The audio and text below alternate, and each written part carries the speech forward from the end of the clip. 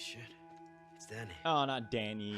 He was like a father to me. I can't say I connected with any of the new characters, especially with the villain side. Hell, I'd have to say that I like Ellie a lot less now. And not because she spiraled into her evil self because of her revenge arc, but because she's just way more of a cunt than she was in the last game. Unlike Joel, which became an even better character while being dead. There were so many ways to make these characters not just likable or relatable, but better by just doing the opposite of what they did in this game. Speaking of relatability, when it comes to Assassin's Creed 2, not only are you born with Ezio, He's a boy. you live his life, experience his teen years, bond with his family. I would kill anyone for my bro Federico. I beat the shit out of that womanizer Duccio in the most hypocritical fashion, I might add, for my sister. Parading around with his putana. Hell, I even collected all the feathers for Petruccio back when there wasn't a map you could buy to find them. Mario was there, and Giovanni was an awesome father, much like my own. Do you think me blind and deaf, son? I know all about your fight with Yeri Di Pazzi last night, and then this little visit to Christina. Your behavior is unacceptable.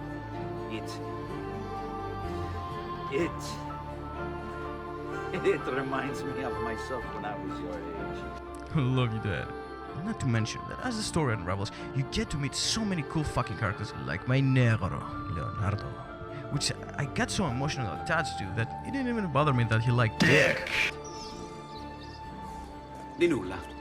Restart. Fucking restart!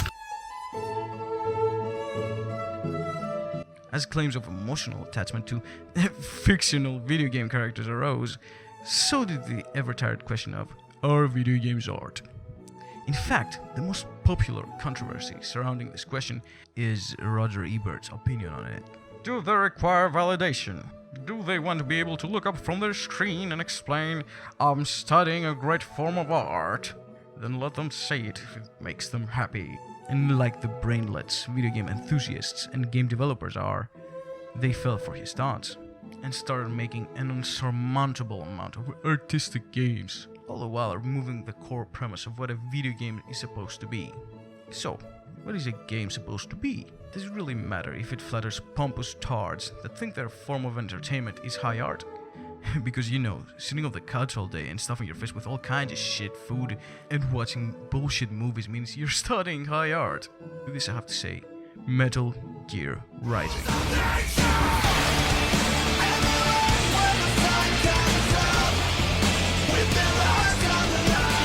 Suplex?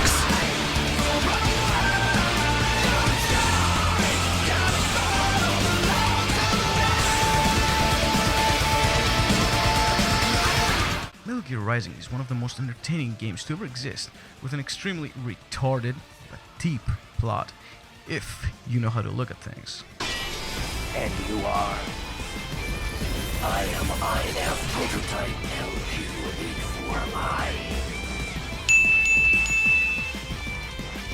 I can show you a better time than that festival there. I am Mr. The Cold Wind of France. Fancy meeting you here. You knew I'd come. I suppose I should thank you for not killing anyone at the launch site. Well, not if you say it like that.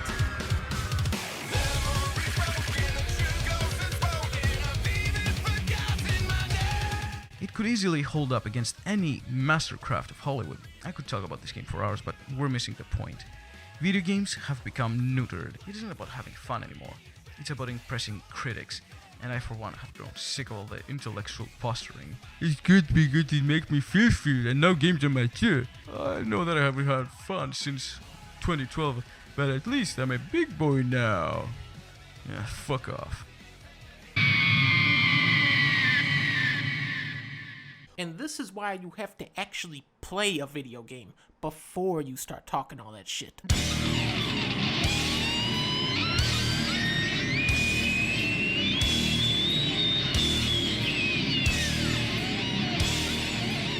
Uh-oh, you disagreed with Dunkey?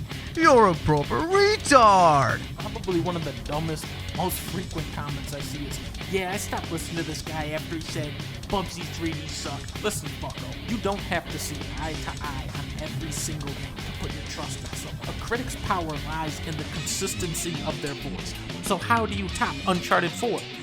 Well, you don't. So I give this game a 4 out of 5. This fucking dude is just a peach, ain't he? Okay, I'm calm. He thinks just because he's got a voice instead of just typing shit that he's better than you. Do I really have to spell out? But there really isn't much of a difference between commentary and YouTuber, especially in terms of opinion. But Dunkey's different, he's not like you or me. He makes video game reviews and cracks jokes, therefore his opinions matter more, even though it's just an elongated version of I don't like game because bad. This shit always infuriates the fuck out of me, because what he's actually trying to do is deflect criticism, but elliptically. What is actually happening here is he's putting out the retards of the audience, and he's trying to equate them to anyone that disagrees with him. But just because he explicitly didn't state the fact that thinks you're stupid, that means it's okay for you to think that you aren't the one he's calling an idiot, just everyone around you. This isn't the first time he's done it, and it really gets me ass blasted when he acts as if he's above it all. But ironically... Of course, these guys are small potatoes. Now me, I'm the dude off of Ratatouille. But it's okay because he admitted it, right? Kind of like how I admitted that I'm leeching off his popularity, so that makes it okay.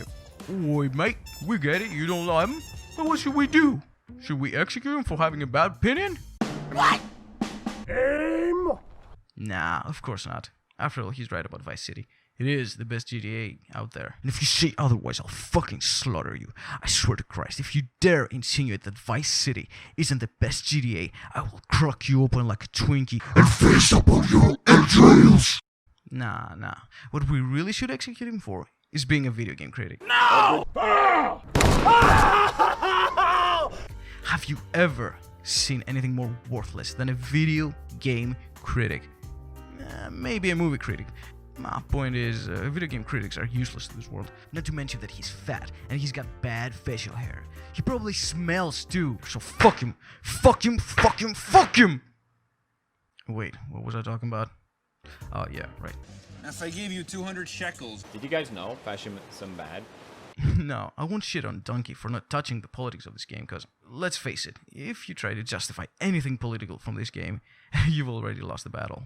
Stupid old man. What a weird way to phrase this. Why would you put so much emphasis on the fact that he's an old man? An old white man? Neil, you wouldn't happen to be trying to push leftist propaganda now, would you? Like that one time in that one place your people did. Would you? Neil?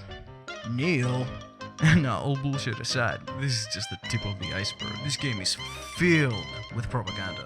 However, if you have a functioning brain, you can see how shallow the ideals it's trying to push are. For example, the main villain? Had I not mentioned that she's in the suicide statistic, would you have figured it out by yourself? Originally, she was supposed to be one, but I guess old Neil pussied out and just gave her the man body, but kept the female genitals. I'm guessing hormone treatment isn't as easily accessible in post-apocalyptia, right? Or then again, I might be wrong. Who knew that the zombie apocalypse would be so diverse? You got lesbians, 13-year-old trannies, and passed up female to males. Did you know it's bad to insult homosexuals? You can't just mock the most easily mockable individuals in the world. That's homophobic.